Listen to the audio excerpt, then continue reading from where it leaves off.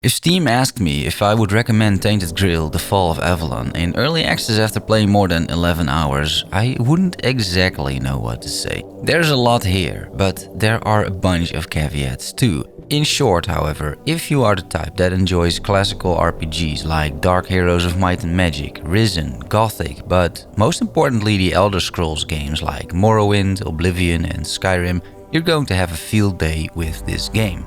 If you're looking, however, for any innovation in that genre or polish or bug-free experiences, this game isn't it. Let's start with the options first. There are plenty of graphical options for an indie game. It has some sound options, there's a field of view slider. I didn't miss anything really. I'll also bring up performance straight away because this game doesn't really run all that well, especially once you enter the open world. Frame drops are common, stuttering as well after you load, and looking at the graphics, which are far from impressive, this should not happen on my system, which you can see on the screen. Let's dive into the game and make a few observations. This review is mostly spoiler-free. I'm just describing the first 30-ish minutes of the game here. You wake up in a prison and you are ready to be tortured. Or, well, the guard is, and listening to him talk, this isn't your first rodeo together. Until he takes an arrow to the knee, eye. A mysterious stranger saves you, hands you the jail cell keys, and off you go, exploring in the jail. Every room is packed with items. Within no time your inventory is filled with monster blood, human brains and a bucket without a clear idea yet what you'll use it for, but you're sure it's gonna come in handy, right? And sure enough, after reading a few books you'll learn recipes for cooking, you can craft potions, create armors, and those brains are actually useful. You find a bunch of lockpicks and go to work. You have to place your lockpick at a certain angle and turn your little lockpicking dagger. I don't think I've ever seen this before. You encounter your first enemy, it is time to sneak, and wow, what an interesting sneak icon we have over here.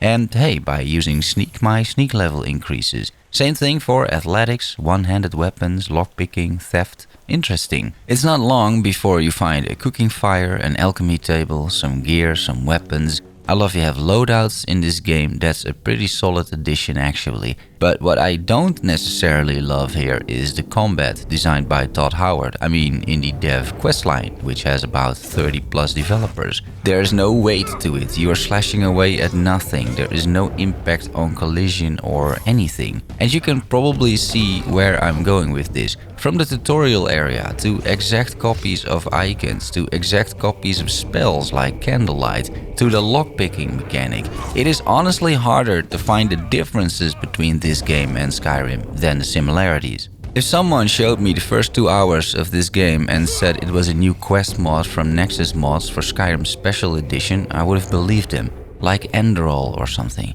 It's not just a little bit similar, it's basically a clone. It's got all the good, like exploration in an open world with very rewarding outcomes, this sense of adventure and climbing the ranks within various open factions, the world building which feels grand and impressive, with huge structures making up an interesting skyline that you would like to explore further, the art style which I feel is spot on, it has all of that. However, it seems to have all of the bad as well, like the wet noodle combat feel, the graphics, the character animations from the year 2011, and quite a few bugs too, which we'll get into. Yet, Tainted Grail: The Fall of Avalon, while heavily inspired by Todd's masterpiece, never feels like a blatant ripoff, to me at least.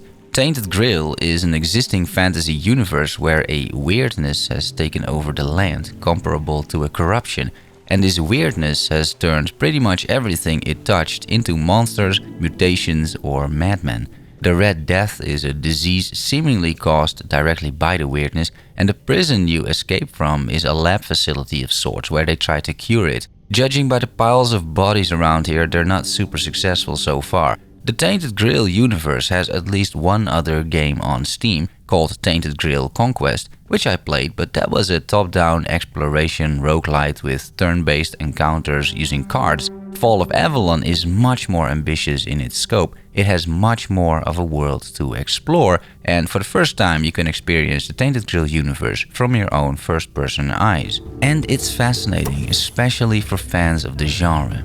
In this particular Tainted Grail's game, in order to escape your perils in the prison, you encounter a lost soul, granting you powers, but also demanding you make the soul whole again. This is just a piece, you see. Meanwhile, your mysterious savior that shot half of the guards in the prison to get you out wants you to kill King Arthur, who has been dead for 600 years, but apparently is brought back from the dead occasionally, with his own sword Excalibur no less. Armed with little more than a pin to grant you access to the Keepers, one of the factions in the game, your journey starts. Fall of Avalon offers plenty of ways to do this to complete that adventure. You can play a sword and board character, wield heavy two-handers, play a sneaking archer or a mage, or a combination of those. You will find plenty of weapons, armors and spells to use. Most schools of magic you would expect are there, varying from elemental, conjuration, necromancy and healing. I played mostly a warrior type character, but dabbled around with bow and magic too,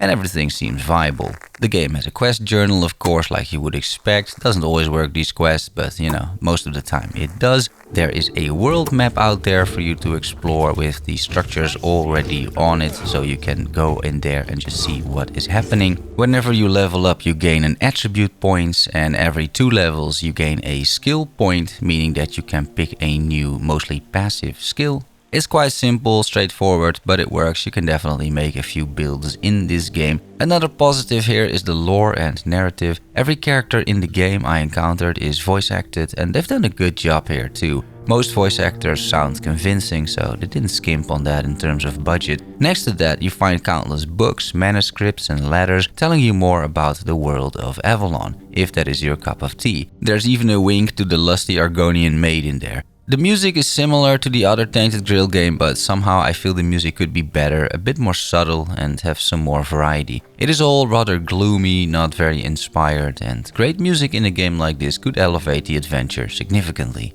Something else I quite enjoyed, and you don't get that too often anymore these days, is that you are literally dropped in an open world with very few quest markers, and you either follow your Skyrim compass to new locations or you just start walking around and explore. It's very well done. Next to that, monsters in the game are not leveled, so they're not relatively leveled to you, which means you can walk into a zone and get completely destroyed, which I feel is great too. 15 levels later, you then return and kill everybody. It is a rather natural progression loop, making all parts of the game viable at some point. For Skyrim, I always used a mod that did the same thing, unlevel the world. It was much more fun that way. But the bad and the bugs are pretty bad.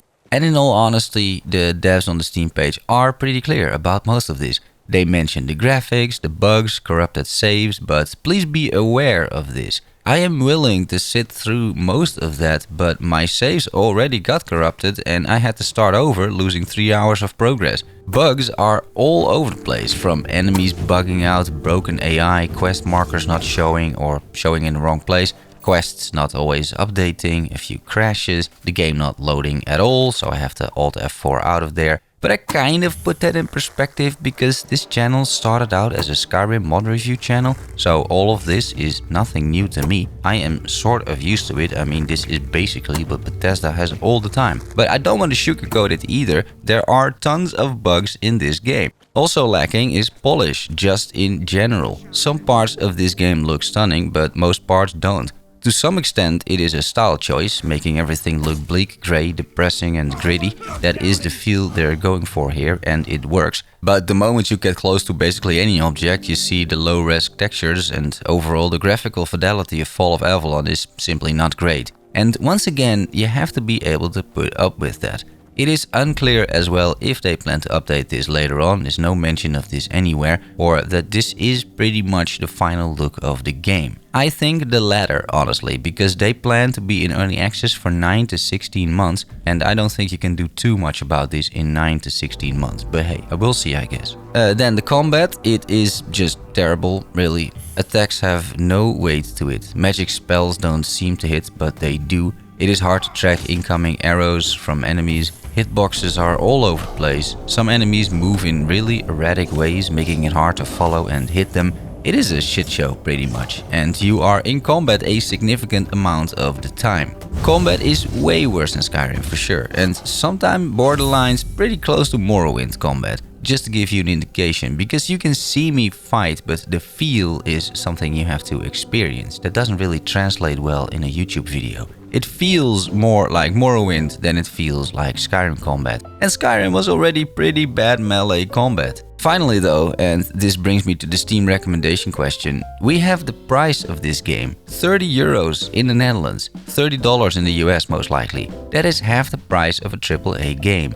You're getting 10 to 15 hours of content out of that, the whole Act 1, and more content will be added later of course, as this is early access, but 30 bucks for this product in its current state, it is a lot of money. I think it's too expensive for what you're getting and for what state the game is currently in. Therefore, you should really only buy this if you are a massive fan of the genre like me and are willing to deal with all the bullshit to still have a good time. Because Tainted Grail The Fall of Avalon has a lot to offer, but also puts significant barricades in front of that enjoyment that you will need to overcome. And it completely depends on you and how you view games like this one, if you'll be able to do that and overcome those barricades. But that's all for now. Thanks for watching and making it to the end. See you soon. Love you all. Bye bye.